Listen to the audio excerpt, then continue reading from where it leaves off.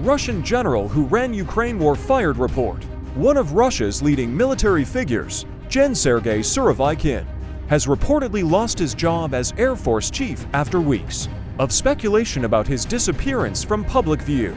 RIA Novosti agency said he had been relieved of his post, citing a source. For several months, Gen Surovikin was in charge of Russia's full-scale invasion of Ukraine, but he has not been seen since the Wagner mutiny in June. Observers believe his removal dates back to the botched rebellion. One Russian report quoted a defense ministry source as saying he had been dismissed because of a transfer to a new job and he was now on a short vacation. His role as head of aerospace forces has been taken on by Air Force Chief of Staff Gen Viktor Avsalov, RIA Novosti adds. During the hours that Wagner mercenaries marched towards Moscow on the 24th of June, Gen Surovikin appeared in a video appealing to them to return to base. But his awkward performance was later compared to a hostage-style video. The general was known to have good relations with Wagner chief Yevgeny Prigozhin, who reserved his loathing for other figures in the defense hierarchy.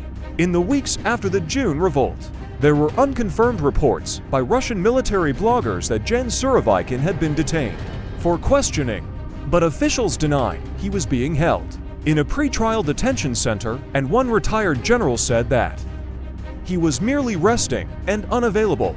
Gen Surovikin, a 56-year-old veteran of the Soviet campaign in Afghanistan in the 1980s, was given the nickname General Armageddon for his brutal tactics in Syria.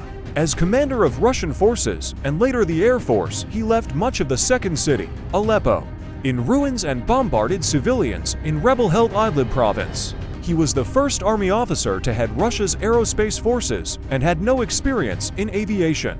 His big promotion came in October 2022 when he was made commander of Russian forces in Ukraine, months into the flagging, full-scale invasion.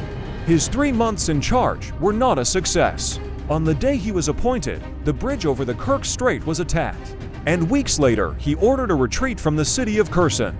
Within 3 months, he was replaced by Russian Chief of Staff Valery Gerasimov, becoming one of his deputies. Russia's military leaders have had little to boast about since President Vladimir Putin sent in the troops in February 2022, and many of the top brass have been moved to different posts before Gen Surovikin was put in charge of the operation.